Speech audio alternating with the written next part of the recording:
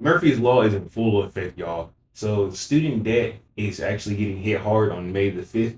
So what I've been seeing online is that, okay, long story short, after 2020, there was a lot of student debt, not just forgiveness, but there was a way to where if you had made payments during 2020, you could actually get that payment back to you because the world was in such a pandemic and a financial crisis. So anyone who utilized that, I'm sorry, but if you haven't been paying your loan like you should have, then it's gonna be hitting pretty hard, bro. So let's just get straight into it, man. So yeah, Trump basically signed this. I don't know if it's an executive order, but what I do know is that they are coming for the 1.6 trillion dollars in student debt that all of America owes right now. That's how much that we owe, and they're looking at that pot as like a big form of money that they can just get right here and right now, and they're going for it. So a couple of different ways that they're actually looking to go ahead and take that money back. Now, obviously, it's money that we owe to the college and whatnot, so it's not like they're just taking it from us. But so they have different ways, right? So the government will send you mail to your address 30 days before they actually take their own action. So they're giving everyone a chance to take action themselves before everything else happens. So if you don't actually know how much you owe or what you need to do, things like that, you can first of all go to studentaid.gov and you can actually speak to the people, the federal student aid officer, default resolution group. Now, default, that's an important word. So for people who have student loans who have defaulted on it, that's basically like, yeah, you haven't paid it, you haven't made an attempt to pay it at all for a good while. So more than likely your loan got sold to a debt collection agency for like half or maybe even one third of the price, but they're going to still try to get the money that you owe the first people, and they're going to get it for themselves. So if you have that, it's actually a really bad deal because that can affect your credit score. It definitely will affect your credit score. And then on top of it, um, it's crazy because some states actually don't just impact your credit score, but some states will actually take your driver's license away because you defaulted on your loan. That is crazy. They will take away your right to drive a car. Oh no, bro. That's all I can say. That's dirty, dirty. So yeah, but aside from that, dude, if after that whole 30-day thing for the government giving you that mail, giving you that chance to do what you're supposed to do, if you have not actually tried to pay anything from your loan or try to get something going as far as you paying your money, and they will actually take 15% of your SSI income, like just like the stuff that you pay, or they can take 15% of your after tax income, and they can literally take 100% of your tax refund. So they have ways, and they will make those ways known to your check. So if you're defaulting on a loan, bro, all this stuff starts May the 5th, by the way. So it is highly recommended that if you do have loans to pay off, go and just don't default on it. First of all, if you're making payments, you're in a good. But this is just more of a reason to just go ahead and just get it going, get it done. And for me personally, I do have $2,000. I actually explained that in one of my other videos of how I'm trying to get out of debt. So I got to pay, that stuff as well, my dang self. But there's one thing I'm definitely not looking forward to is 15% of my check being taken. No, sir, bro. Like, get your hands off my check. Like, dude, my stuff I get like 40% of my check taken already from other things. Like, I got my 401k going. I got an insurance policy, like a life insurance policy. I got, I actually borrowed from my 401k, so I'm literally paying it back while paying extra for my 401k. So it's like I got Medicaid, not Medicaid, but whatever kind of health benefits I got, the dental, vision, and the other stuff. Doctor, so you know what I mean? I got a lot of stuff taken out of my check as is, so I'm not really looking forward to 15 extra percent being taken out after taxes. That's just not interesting to me. So I'm glad that I already got the plan in motion to actually get stuff going, and I have been doing it actively. So, but the loan part, the student loan, I was hoping to save that for later, 6 weeks. I was going to pay off the most important thing to me, which is literally the car payment, and then the actual some other debt. Well, pretty much the car payment. That's actually the main thing, really. I know there was something else, but I can't think of it right now. It doesn't matter though. So the fact that I'm literally having to hurry up and get on the student loan as well before I wanted to, it's just like Murphy's Law is real, dog. Murphy's Law is real. It's not a joke. So yeah, they can impact your credit score. They can just straight up garnish your check. They can do whatever they want, low key. And like, let's be honest, we're supposed to pay that stuff off anyway, so it's not like a big surprise. But what is the big surprise is how far they're going for this. I mean, it's not like it's specifically anything new. But another thing is, man, if you don't pay it off, they was talking about you need to do this or we will take other actions, which basically means you're going to go to jail and work for free. That's not interesting at all. So, heck, student loan.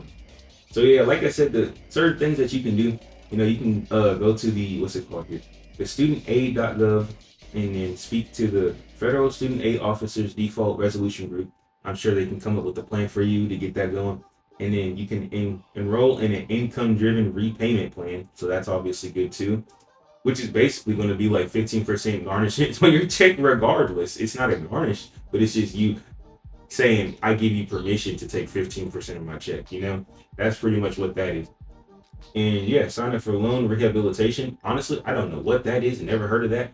But here's just a couple interesting things that I read on top of that. So it says, it's a comment, right? So it says, too bad they didn't garnish wages for the repayment of PPP loans given to elected officials and companies. Nope, they were giving loan forgiveness, not students though. And I'm over here like, man, it really do be like that. And I get irritated about it, but it's just how it is. And people, I see it as this, right? America is made for businesses, not for the people. Because businesses gets a lot of forgiveness, dog. And it's not just businesses, because small businesses got hurt. But the actual elected officials, like politicians, they get the most forgiveness of everything and anything. Like these people literally trade stocks inside trading. They share what they're going to do. They know they're going to boost their money up. And then when the stocks go up because of them, and then the regular people try to get into it, like me and you, and then out of nowhere, the stocks go down, or maybe, and nowadays it's crypto. So it's always been like that. It's not something that's secret, but it's really irritating, man. And another person actually said, interest on student loans should be the lowest of any type of debt. Maybe you can pay more interest if you get your loan through a bank, but if it's a federal student loan, the interest should be capped at 2 to 2.5%. I'm going to call Congress about this. Yeah, if low key, like, hey man, but yeah, guys, I know there was one more comment that I actually was interested in. So this guy says, if they would eliminate the interest, especially the process of capitalized interest, a lot of people would breathe a sigh of relief and pay these things down or off.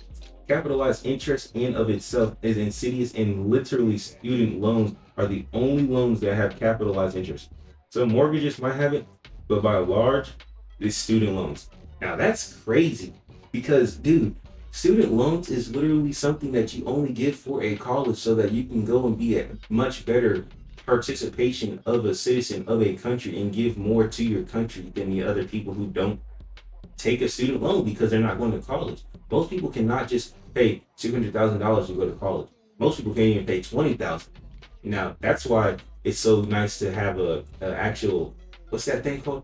The little $6,000 trade school stuff, because at that point it's actually a manageable thing. And I'm glad that's the only amount of college I really went for. Because, dude, if I was one of those people who, went to college and then didn't finish my last year, but I'm like $100,000 in debt, dude, I'd be hurting so bad right now. That would not be a thing that I'm interested in living for the rest of my life for.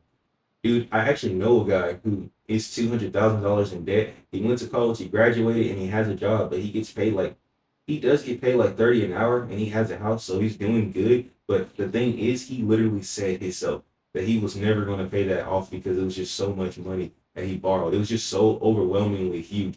And now the fact that he's going to have to pay that off, if he's not going to pay that off, he's going to jail or he's going to not have a good life. He's going to get garnished. Regardless, something's going to happen, something's going to get. So the fact, like, just imagine having to pay $200,000 off, man. And I feel bad for people like that. And I know they agreed to it, but by far, college in America is actually like so expensive and unnecessarily so. Because college in other places like Europe, it's not so expensive. They actually just have you pay for what you need, and that's it. And not only is college expensive in America, but they actually also give you prerequisites that you don't even really need. Like they have you take a course like basically like an elective, not an elective, but like that middle period in school where it's fifth period, and that period is literally just that after lunch period while you just sit down for like 30 minutes and just kind of relax or maybe do your homework for a previous class, but that class doesn't actually teach you anything. It's just a chill time. Like some colleges actually make you take classes like that to where you basically just do some random online homework about how your day was, and then that actually costs just as much as the course that you're the oh my gosh, I'm sorry, but it actually costs as much as the actual class that you are taking to get a degree. Like a mathematics. You know what I mean? It's just, yeah, the system over here in America is really built for businesses and built for people who make money. It's not built for trying to make sense out of this stuff. So it's pretty serious. But hey, Murphy's Law is real and it's actually in effect at this moment in time. So, guys, I hope that was an informational topic. I hope you guys don't have too much going on with your debt, or I hope you guys don't have debt at all.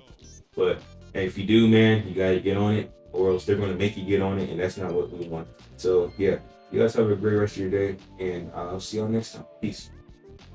Also, tell me, what do you think about the game right here? Like, you know, it's a different game. I was wondering what kind of games that you guys would be interested in. Maybe if I play a different game every time, I don't know. Like tell me something. Tell me about how you guys feel about that.